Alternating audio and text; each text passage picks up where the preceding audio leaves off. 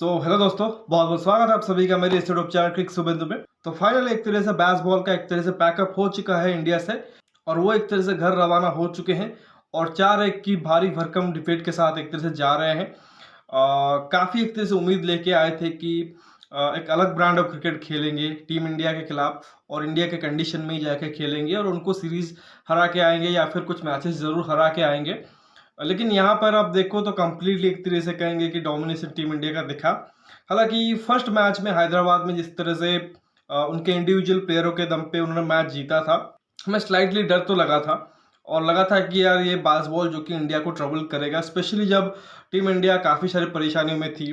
कुछ की प्लेयर्स एक तरीके से इंजर्ड हो गए थे, विराट कोहली अवेलेबल थे नहीं, तो रोहित शर्मा के लिए एक तरह से काफ़ी टेंशन था क्योंकि काफ़ी सारे यंगस्टर्स थे, काफ़ी डेब्यूटेंट्स के साथ एक तरीके से मैचेस खेलना पड़ा है, तो टेंशन तो डेफिनेटली था। और दूसरी तरफ इंग्लैंड जिस तरह से चैलेंज कर रहा था तो कहीं ना कहीं वो डर ज़रूर था। बट जिस तरह से टीम इंडिया ने फाइट बैक किया उस हैदराबाद टेस्ट मैच के बाद, और जिस तरह से यंगस्टर ने परफॉर्म किया है, आई थिंक वो एक तरह से कहेंगे स्टैंड आउट रहा है इस इंडियन टीम के साथ। अगर आप देखो 4-1 से सीरीज हरा दिया है, और आखिर मैच में आते आते धर्मशाला में मैं पहले दिन का एक तरह से गेम आपको बता के गया था, जहाँ पर टीम इंडिया ने डोमिनेट किया था और अगले 2 दिन में उन्होंने मैच जीत लिया। दोनों ही दिनों के बारे में बात करेंगे। मैच जो कि 7 से लेकर 11 मार्च तक था, यानी कि मैच जो कि आज फिनिश होना था, बट ऑलरेडी अगर आप देखो मैच जो कि 2 दिन पहले ही तीसरे दिन पे 9 तारीख को फिनिश हो गया। और बेसबॉल पिछले अगर आप कुछ मैचेस देखे तो फिर भी अगर आप कहो तो थोड़ा बहुत वो गेम में थे, चांसेस उन्होंने एक तरीके से दिया था एक तरह से कम बैक करने का टीम इंडिया को, बट इस गेम में कंप्लीटली आउटप्लेड हो गए। इनिंग्स डिफरेंट उनको मिली है। अभी मैं आपको स्कोर कार्ड बताता हूँ। इनिंग्स और 64 रन से वो मैच आ रहे हैं, और जैसा कि मैंने आई थिंक डे 1 के रिव्यू पे कहा था कि जब वो 218 पे ऑल आउट हुए थे और टीम इंडिया ने जब 135 रन बना लिए थे एक विकेट के नुकसान पे, तभी मैंने कहा था कि टीम इंडिया कोशिश इस मैच में यही करेंगे कि सिर्फ एक बार ही बैटिंग किया जाए, यानी कि दोबारा से एक तरह से बैटिंग ना करना पड़े और इतना स्कोर बना दे कि जो कि इंग्लैंड के रीच से बाहर हो जाए। हालांकि इंग्लैंड ने कमबैक जरूर किया विद द बॉल, और उन्होंने ऐसा नहीं कि बहुत ज़्यादा एक तरह से टीम इंडिया को आगे निकलने दिया। हमने तो सोचा था कि शायद 500 550 रन बन सकते थे, बट वहाँ पर टीम इंडिया को उन्होंने 477 रन पे ही रोका और 255 रन की एक तरह से लीड मिली थी। तो वो तो कोई एक तरीके से ऐसी लीड थी नहीं कि जिससे कि कंप्लीटली इंग्लैंड गेम से बाहर हो जाए, लेकिन उतनी तो एक तरीके से कहेंगे कि अच्छी खासी लीड थी जो कि एक तरीके से इंग्लैंड को ट्रबल में डाल सके। हैदराबाद टेस्ट में क्या हुआ था कि 190 रन के लीड के बावजूद टीम इंडिया ने इंग्लैंड को सेकेंड इनिंग्स में अलाउ किया था कि वो बड़ा स्कोर बना दे, और जो उन्होंने किया भी। 400 से ज़्यादा रन बनाए, 230 की लीड ली, और एनीथिंग 170 180 प्लस या 150 प्लस भी कहे, काफ़ी एक तरह से परेशान करता है जो चौथे इनिंग्स में जो टीम जो कि एक तरह से चेज करती है, और वही चीज़ टीम इंडिया के साथ भी देखने को मिला। तो वो मैच एक तरह से हम हार गए। लेकिन यहाँ पे देखो 255 रन की लीड के बाद अगर आप देखो तो इंग्लैंड को हमने 195 रन पे ही ऑल आउट कर दिया है, और जैसा ये कहा कि इनिंग्स और 64 रन से जीते। तो ये एक तरह से ओवरऑल मैच की बात थी। लेकिन अगर आप डे 2 पे जाए, आई थिंक डे 1 पे 135 फॉर 1 टीम इंडिया ने फिनिश किया था, अभी भी 100 से ज़्यादा रन से एक तरह से पीछे थे। लेकिन सेकेंड डे पे टीम इंडिया ने बहुत अच्छी बैटिंग की। रोहित और शुभमन गिल जो कि ओवरनाइट गए थे, पहले सेशन में आए और ज़बरदस्त बैटिंग की, विकेटलेस सेशन रहा और 100 से भी ज़्यादा रन टीम इंडिया ने बनाए। अगले सेशन में हालांकि अगर आप देखो दोनों ही बल्लेबाज जल्दी आउट हुए, रोहित आउट हुए और फिर शुभमन गिल भी आउट हुए, दोनों ही बल्लेबाज शतक बनाने के बाद आउट हुए। लेकिन उस 2 विकेट के बाद अगर आप देखो तो हमारे जो यंग बल्लेबाज है उन्होंने अच्छी तरीके से संभाला। देवदत्त पडिक्कल जो कि डेब्यू कर रहे थे, बहुत अच्छी उन्होंने बैटिंग की और साथ दिया उनका सरफराज खान ने, और दोनों ने अगर आप देखो हाफ सेंचुरीज जड़ी है। पडिक्कल ने 65 किए हैं और सरफराज खान ने 56 किए हैं। दोनों हालांकि दूसरे सेशन में नॉट आउट गए थे, बट तीसरे सेशन में दोनों ही आउट हुए। और उसके बाद हालांकि अगर आप देखो तो टीम इंडिया ने लंबी पार्टनरशिप और कर नहीं पाए, छोटे छोटे स्कोर पर प्लेयर आउट हुए हैं। रविंद्र जडेजा ने 15 किए और 15 ही ध्रुव जुरेल ने किए हैं। अश्विन 0 पे ही आउट हो गए। एक वक्त पे लगा कि टीम इंडिया जो कि दूसरे दिन पे ही ऑल आउट हो जाएगी, बट वहाँ पे देखो कि जो हमारे लोअर ऑर्डर है वहाँ से कहीं ना कहीं कॉन्ट्रीब्यूशन ज़रूर आता है। बीट कुलदीप यादव हो या जसप्रीत बुमराह हो, फाइट ज़रूर करते हैं। हमने इस सीरीज़ में पहले भी देखा हुआ है। तो यहाँ पे कुलदीप यादव ने देखो बहुत अच्छी बैटिंग की है। 30 रन उन्होंने किए हैं 69 बॉलों में, और बुमराह ने भी 20 रन किए हैं 64 बॉलों में। सेकेंड डे पे एक तरह से ऑल आउट नहीं हुए, और आई थिंक कुछ 473 या 474 के आसपास 8 विकेट गिरा हुआ था, और वहाँ पे हमने डे फिनिश किया। जैसा ये कहा कि पहले दिन सिर्फ 1 विकेट गिरा था, फिर दूसरे दिन के पहले सेशन में कोई विकेट नहीं गिरा, दूसरे सेशन में 2 विकेट गिरा, लेकिन आखिरी सेशन में जाते जाते 5 विकेट वहाँ पे गिर गए, जिसके चलते हम थोड़ा सा कहेंगे कि और बेहतर कर सकते थे आखिरी सेशन में। बट स्टिल बहुत अच्छी खासी हमारे पास लीड थी, 255 रन की लीड थी। आई थिंक मैंने 255 ओवरऑल लीड बता दिया था, वो 259 का था। आई थिंक तीसरे दिन के एक तरह से जब बैटिंग स्टार्ट हुई तो हमने और 4 रन ऐड किए थे, तो ओवरऑल 259 रन की एक तरह से लीड थी। और उसके बाद जैसा ये कहा कि इंग्लैंड के लिए पहला चैलेंज ये था कि इनिंग्स डिफीट को एक तरीके से फ्रेम से बाहर करे, यानी कि वो जो 259 रन थे उसको पहले बनाए, बट वो उसके अंदर अंदर ही निपट गए। और 2 सेशन के अंदर अंदर, मतलब गेम जो कि वो टी तक भी एक तरह से नहीं चला, मतलब थोड़ा सा एक्सटेंडेड सेशन रखा गया, मतलब कि पूरा दिन भी नहीं गया, और 2 ही सेशन के अंदर अंदर इंग्लैंड जो कि ऑल आउट हो गए 195 रन पे। और वहाँ पे देखो कि जो रूट के अलावा कोई बैट्समैन खड़ा नहीं हो पाया। जो रूट ने 84 किए हैं, और जॉनी बेस्टो जो कि अपना 100वां टेस्ट मैच खेल रहे थे, क्विक फॉर 39 उन्होंने किए 31 बॉलों में, लेकिन उसके अलावा कोई भी बैट्समैन उस हिसाब से खेल नहीं पाए। ओवरऑल कहें तो एवरेज बैटिंग परफॉर्मेंस रही है इंग्लैंड की इंटायर सीरीज में। एक दो बहुत अच्छे नॉक्स आए हैं, चाहे ओली पोप की वो हैदराबाद की सेकेंड इनिंग्स में देख लो, या फिर बेन डकेट की जिन्होंने आई थिंक 150 प्लस स्कोर किया था रांची टेस्ट में शायद, और जो रूट की भी एक शतक आई है।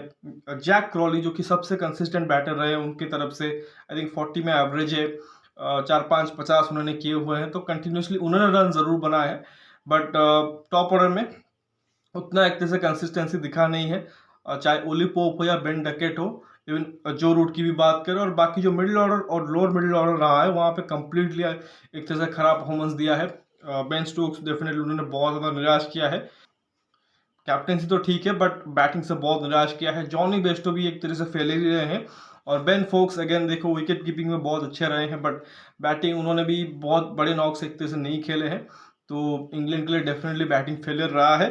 जहाँ तक इंडिया की गेंदबाजी की बात करें तो आखिरी इनिंग्स में रविचंद्रन अश्विन ने एक तरह से 5 फॉर लिया, और उनका 36 5 फॉर है, और ज़बरदस्त एक तरह से उन्होंने स्पेल डाला, और आई थिंक सबसे ज़्यादा 5 फॉर्स उन्होंने लिए हैं, 36वां था आई थिंक इंडिया के लिए। तो बहुत अच्छी उन्होंने एक तरह से गेंदबाजी की है। 2 विकेट जसप्रीत बुमराह ने लिए, 2 कुलदीप यादव को मिले, और 1 रविंद्र जडेजा को मिला, तो बहुत अच्छी एक तरह से कहेंगे कि टीम एफर्ट थी, और ये एंटायरली एक तरीके से सीरीज में देखने को मिला है। हालांकि जो धर्मशाला का आई थिंक टेस्ट मैच रहा वो एक तरीके से टीम इंडिया की सीरीज जीत के नाम भी एक तरह से रहा, बट कुछ स्पेशल मोमेंट्स जरूर रहे इस गेम में। चाहे जॉनी बेस्टो और रविचंद्रन अश्विन का 100वां टेस्ट मैच हो, जहाँ पे ऑब्वियसली जॉनी बेस्टो ने कुछ खास किया नहीं, बट अश्विन ने एक तरीके से मेमोरेबल जरूर बनाया। लेकिन साथ ही एक और बड़ा माइलस्टोन एक तरीके से इंग्लैंड के एक प्लेयर ने अचीव किया, वो थे जिमी एंडरसन, जिन्होंने 700 टेस्ट विकेट पूरे किए इंटरनेशनल क्रिकेट में, बहुत ही बड़ा अचीवमेंट है। तीसरे गेंदबाज बने हैं आफ्टर मुरलीधरन और शेन वॉर्न, दोनों ही एक तरह से लेजेंडरी गेंदबाज है। उनके बाद एक और लेजेंड जिन्होंने 700 विकेट पूरे किए हैं, थर्ड हाईएस्ट विकेट टेकर है टेस्ट फॉर्मेट में। और बड़ी बात यह है कि जो तेज गेंदबाज जो कि करने के बारे में सोच भी नहीं सकते थे, एज अ पेसर उन्होंने 700 विकेट लिए हैं, जो कि पहला एक तरह से है, और हो सकता है कि उनके पास मतलब कोई भी एक तरह से दूसरा गेंदबाज ना पहुंचे। 700 विकेट तो मतलब ये भी सोचना कि कोई 700 विकेट के करीब जाएगा वो भी एक तरह से काफ़ी बड़ी चीज़ है।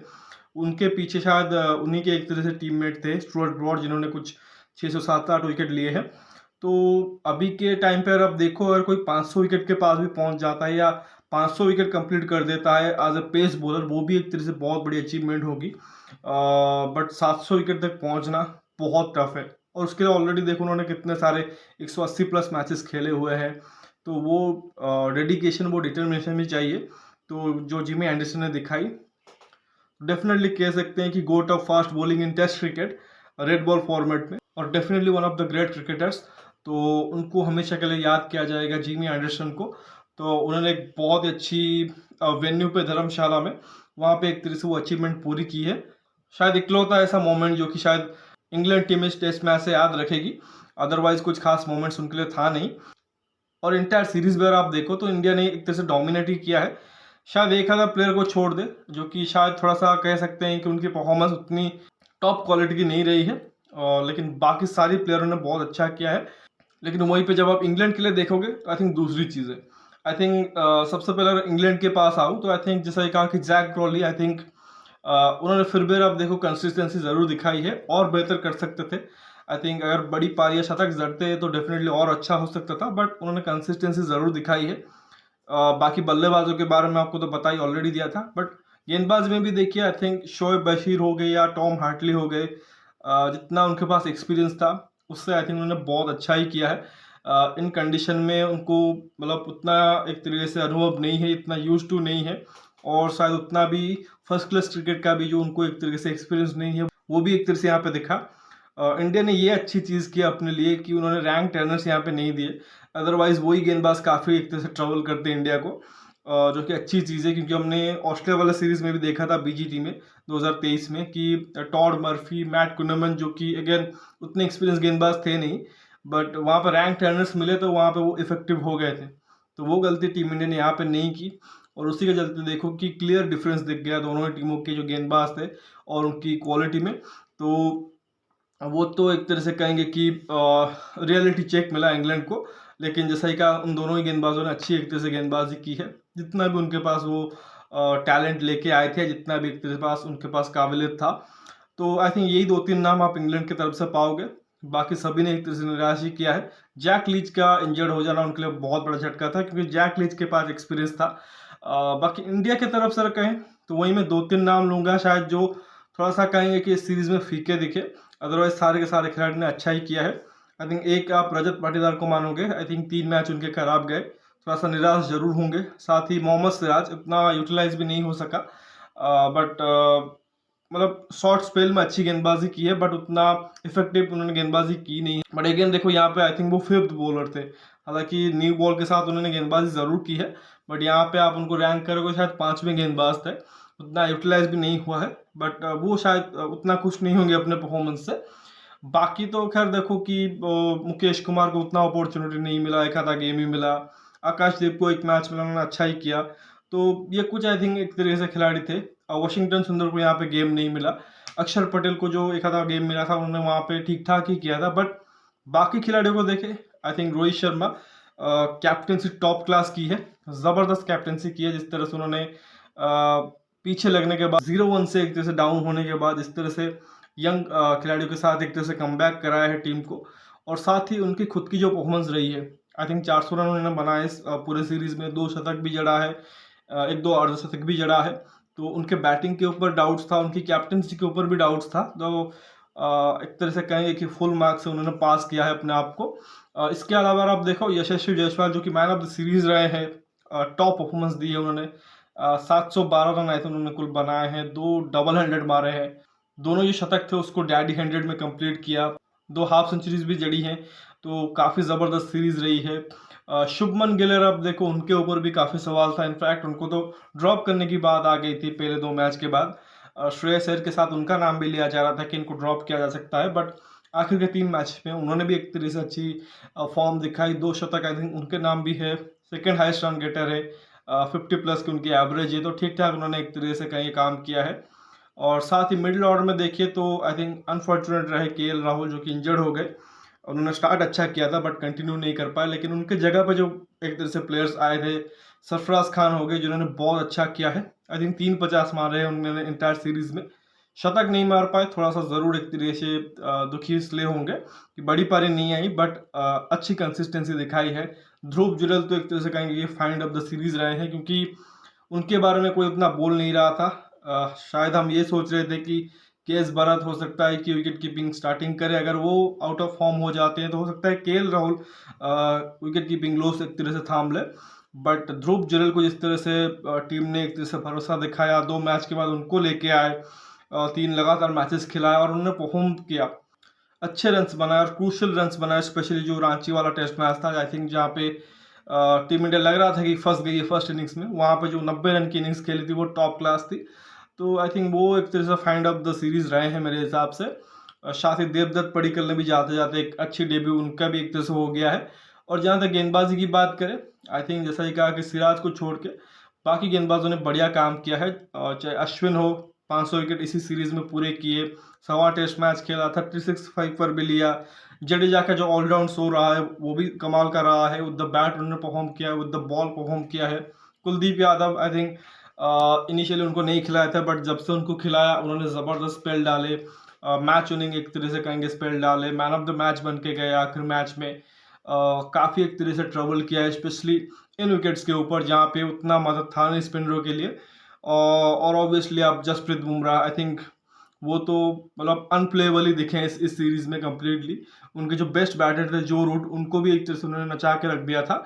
तो वो एक्सेप्शनल एक तरह से उनके तरफ से भी एक तरह से परफॉर्मेंस आई है। जायसवाल ने ज़्यादा रन बनाए, उसके चलते उनको मैन ऑफ द सीरीज चुना गया।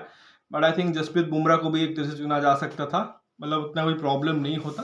बट ओवरऑल जैसे कहा कि टीम एफर्ट रहा है, और ये टीम ने एक तरह से महसूस भी करने नहीं दिया कि हम विराट कोहली के बगैर खेल रहे हैं, या यहाँ पे ऋषभ पंत नहीं है, केएल राहुल नहीं है, श्रेयस और ईशान को एक तरह से टीम ने ड्रॉप किया हुआ है। हमारे टीम का एक मुख्य गेंदबाज मोहम्मद शमी वो भी अवेलेबल नहीं है। तो आई थिंक इन सब खिलाड़ियों के अवेलेबल ना होने के बावजूद भी आप देखो तो टीम इंडिया ने ज़बरदस्त तरीके से 4-1 से बैसबॉल को हराया है। और बैसबॉल आई थिंक उनको थोड़ा सा सोचना पड़ेगा कि हर एक कंडीशन में आप बैसबॉल नहीं खेल सकते। जहाँ पे यार आप देखो फ्लैट सरफेसेस मिलती है, या होम कंडीशन में, जैसे कि हमने देखा कि इंग्लैंड में तो वो खेल लेते हैं अपने कंडीशन में, क्योंकि बॉल सीम स्विंग तो ज़रूर होता है, बट फ्लैट सरफेसेस वहाँ पे रहते हैं और उनको आई थिंक यूज टू हो गए उस सरफेसेस पे, तो वो वहाँ पे कर सकते हैं। न्यूजीलैंड में जाके उन्होंने वो चीज़ कर दी। पाकिस्तान में जहाँ पे जानबूझ के सरफेसेस जो कि फ्लैट रखा जाता है ताकि पाकिस्तान के बल्लेबाज भी रन बनाए, तो वहाँ पे देखो तो उन्होंने एक दिन में 500 रन भी मारे हुए हैं। बट जहाँ पे आई थिंक चैलेंज उनके सामने आएगी, ऑस्ट्रेलियन टीम आएगी, या ऑस्ट्रेलिया में जाके जब खेलेंगे, इंडियन कंडीशन में खेलेंगे, तो वो डेफिनेटली चैलेंज होंगे। और वहाँ पे फिर स्किल की बात आ जाएगी, जिसमें वो काफ़ी पीछे हैं अभी। स्पेशली अगर आप देखो तो स्पिन खेलने के मामले में एक आधा बैटर ही है जो आई थिंक जो संभल सकता है इन कंडीशन में। आई थिंक जो रूट को हमने थोड़ा बहुत देखा है, और जैक क्रॉली ने भी आई थिंक इस सीरीज़ में थोड़ी बहुत दिखाई है। अदरवाइज जैसे कि बेन डकेट हो गए, ताबड़तोड़ बैटिंग ज़रूर करते हैं, बट स्पिन के अगेंस्ट, स्पेशली अश्विन के अगेंस्ट तो मतलब बिल्कुल क्लूलेस दिखे। जिस तरह से उन्होंने आखिरी इनिंग्स में आउट होकर गए हैं, वो दर्शाता है कि उनके माइंडसेट क्या है। काफ़ी एक्सपेक्टेशन लेके आए थे आई थिंक इंग्लैंड की टीम, बट बैसबॉल डेफिनेटली यहाँ पे फेल रहा है। जनाजा निकल गया है कह सकते हैं उसका एक तरीके से। आई थिंक उनको थोड़ा सा सोचना पड़ेगा, स्पेशली आई थिंक कुछ प्लेयरों को अपना नेचुरल गेम खेलना पड़ेगा। एक ही सोच से वो खेल नहीं सकते, जैसे कि जो रूट हो गए। अगर वो नॉर्मल कन्वेंशनल क्रिकेट खेलते हैं आई थिंक ज़्यादा बेहतर होगा।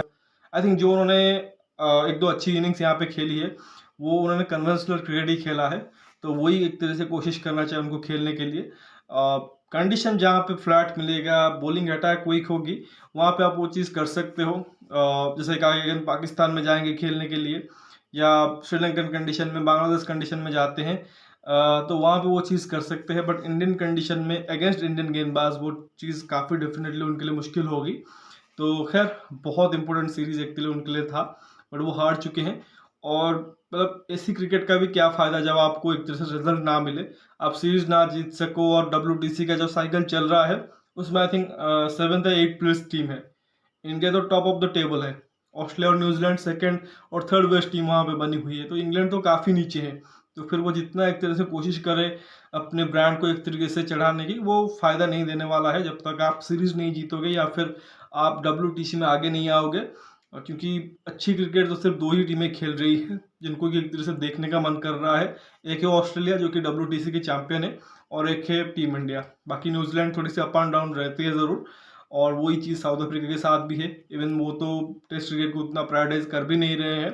हमने रिसेंटली देखा था कि वो SA20 जो उनका हो रहा था, उस दौरान भी अगर आप देखो उनकी सेकेंड स्ट्रिंग टीम जो कि वो न्यूजीलैंड के खिलाफ टेस्ट सीरीज़ खेल रही थी, तो सिर्फ दो ही टीमें एक तरह से रह गई है टेस्ट फॉर्मेट में जो कि क्वालिटी क्रिकेट खेल रही हैं। और जब इनका सीरीज़ होगा नेक्स्ट, आई थिंक ऑस्ट्रेलिया में 5 मैच की टेस्ट निकला है, वो देखने लायक होगा, तो उसके लिए एक तरह से इंतज़ार रहेगा। बट फिलहाल अगर आप देखो ये सीरीज़ ख़त्म हो गया है, अब IPL की बारी है। 10-11 दिन की एक तरह से बात है, खिलाड़ी धीरे धीरे अपने फ्रेंचाइजी के साथ जुड़ जाएंगे। अभी रणजी ट्रॉफी फाइनल भी चल रहा है, तो उसके बाद अगर आप देखो कंप्लीट फोकस जो कि वो IPL पे रहेगा। बाकी WPL अपने आखिर पड़ाव में आ चुका है, काफ़ी रोमांचक मैचेस हो रहे हैं। लास्ट टाइम से काफ़ी एक तरह से डेवलप हुआ है, जो कि एक तरह से कह सकते हैं मैच की क्वालिटी है। जिस तरह से मैचेस फिनिश हो रहे हैं, काफ़ी थ्रिलर्स देखने को मिल रहे हैं, तो होपफुल एक थ्रिलिंग फिनिश हमें देखने को मिलेगा। कौन जीतेगा अभी पता नहीं है, दिल्ली जीत सकती है, मुंबई भी जीत सकती है, या तीसरी टीम जो भी आरसीबी या यूपी में से कोई आएगी वो भी जीत सकती है। बट मोस्ट लाइकली अभी तो दिल्ली और मुंबई में ही एक तरह से टक्कर हो रहा है, तो वो भी एक तरह से आप एक्सपीरियंस कर सकते हो। और बाकी इसके बाद हम डेफिनेटली आईपीएल के बारे में ही चर्चा करेंगे, हर एक टीम के बारे में ज़रूर बात करेंगे। तो फिलहाल इस वीडियो में बस इतना ही। आशा करता हूँ कि वीडियो ज़रूर आपको पसंद आया होगा। वीडियो को लाइक ज़रूर करिए, साथ ही चैनल को सब्सक्राइब करना मत भूलिए। साथ ही दोस्तों तक शेयर भी कर दीजिए। कमेंट सेक्शन में अपना राय ज़रूर रखिए, अपना जो भी एक तरह से फीडबैक वो दीजिए। टीम इंडिया के इस जीत के बारे में आपका क्या राय है उसके बारे में ज़रूर बताइए। और क्या लगता है कि बैस बॉल जो कि वो क्या इंग्लैंड को कंटिन्यू करना चाहिए या उनको कुछ बदलाव करना चाहिए, उसके बारे में ज़रूर बताइए। बाकी नोटिफिकेशन की घंटी दबा लीजिए ताकि हर एक वीडियो की अपडेट आपको टाइम पे मिलती रहे। मिलते हैं अगले वीडियो में, तब तक के लिए धन्यवाद। जय हिंद।